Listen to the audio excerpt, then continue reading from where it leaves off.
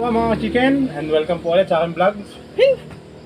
Ngayon medyo nakakaipon-ipon tayo ng itlog kasi medyo umangat-angat yung pag-itlog ng ating mga breeder, So, ayun, naisipan naman namin na gumawa ng salted egg, kasi medyo may stock yung itlog, hindi naman agad nagagamit, and then hindi pa naman ako nagbebenta. So, ayun, try muna natin na gumawa ng itlog na pula, So, ayan. Yung ating gagamitin, mga ito na yung mga itlog nila, So ayun, malalaki naman, good size siya. And then tatry natin to. Ari yung proseso, atin muna siyang bababarin sa asin, Ayun.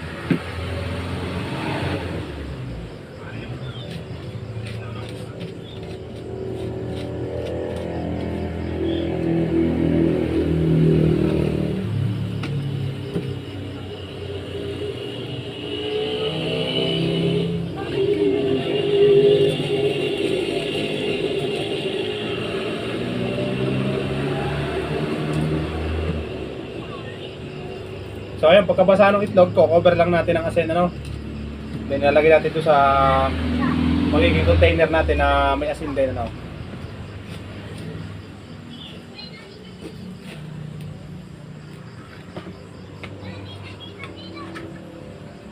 So ayan, buglan natin sa tubig para kumapit yung asin, Bye-bye! Kain na lang! Ano? Ano i-say?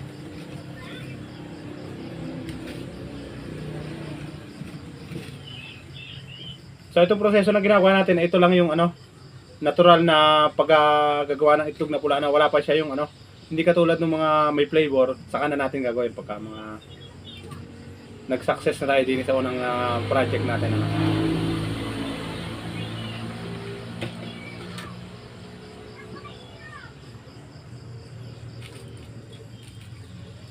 Tsaka wala pa tayong prepare na yung maganda-gandang container, kaya dito muna.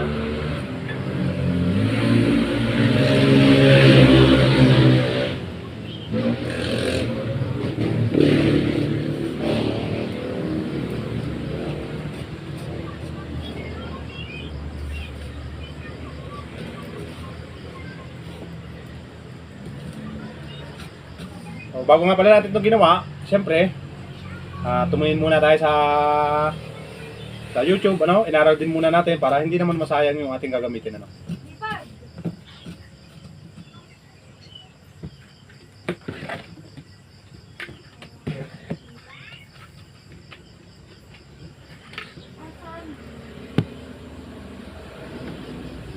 So ayan, pagkatapos ko siyang mailagay dito, mailagay ko siyang lahat, then cover natin ang asin.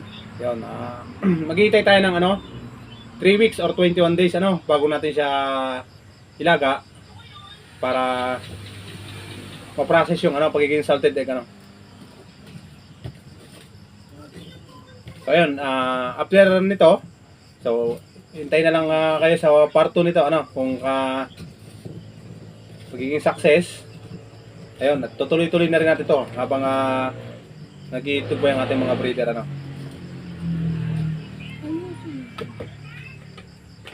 Kinakailangan lang siya. Tatlo ang kasya. Kinakailangan lang siya ay talagang cover ng asin, kasi ito yung magpe-fermentate dito,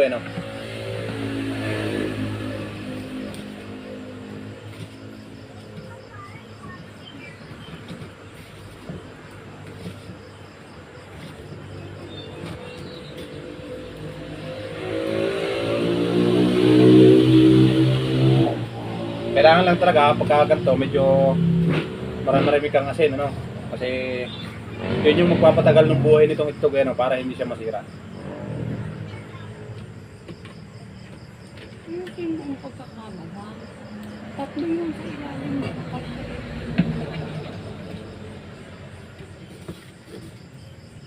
Co-over pa naman ang yan, lalagyan pa ng asin yan.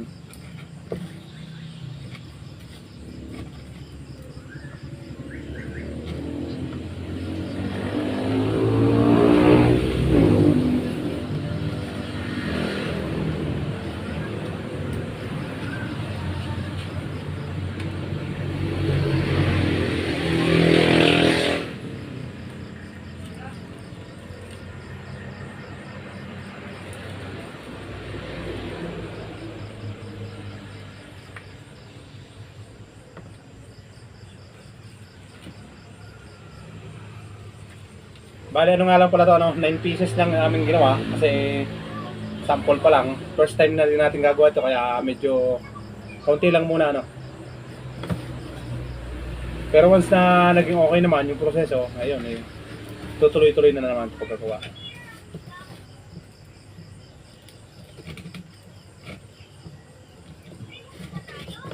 May ano na rin, nakalight yan.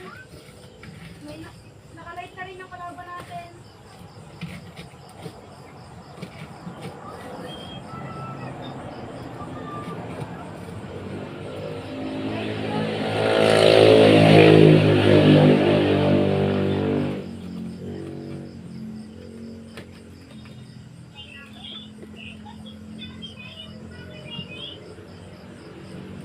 Hindi yan. Ang super din.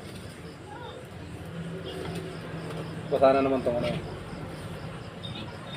So after nito, pag tayo ay nag-success nga, and then itatry naman natin gawin yung may mga flavor, ano, kasi meron din yung mga gantong salted egg na may mga flavor, ano, katulad ng adobo. So yun, tatry din natin, and then aralin muna natin yung proseso, ano, para at least eh, hindi masasayang yung ating mga gagamitin. So ayan, cover lang ng ano, asin.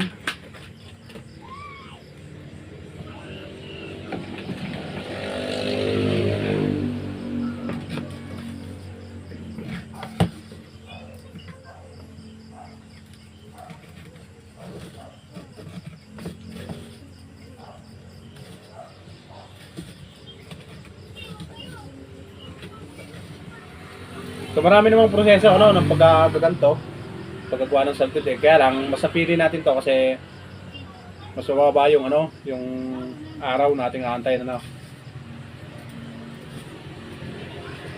Saka hindi natin kailangan siyang yung traditional dati, ano, na ibababad mo pa sa putik. So ito, hindi na natin siya kailangan ibabad pa sa putik.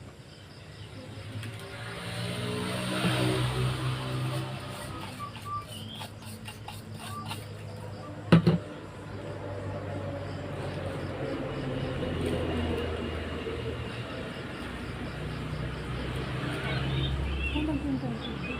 Ha? Tubig? Hindi na. Ibang proseso ito, yung ano, yun yung may ano, yung may tubig, may flavor yun, ha. Ito naman wala.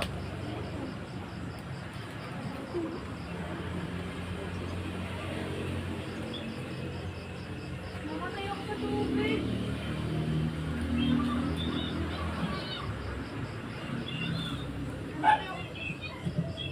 Namatay ako sa tubig.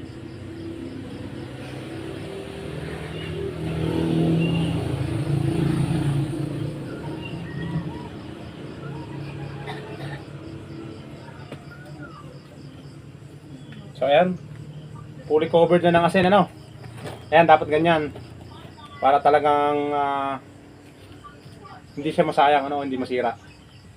So ayan, cover lang natin. Oh, patapos ito, maghintay lang tayo ng 3 weeks or 21 days, ano. Pwesta dito. Then ayun, hintayin nyo na lang, ano, sa part 2 ng video ito. So ayun, salamat.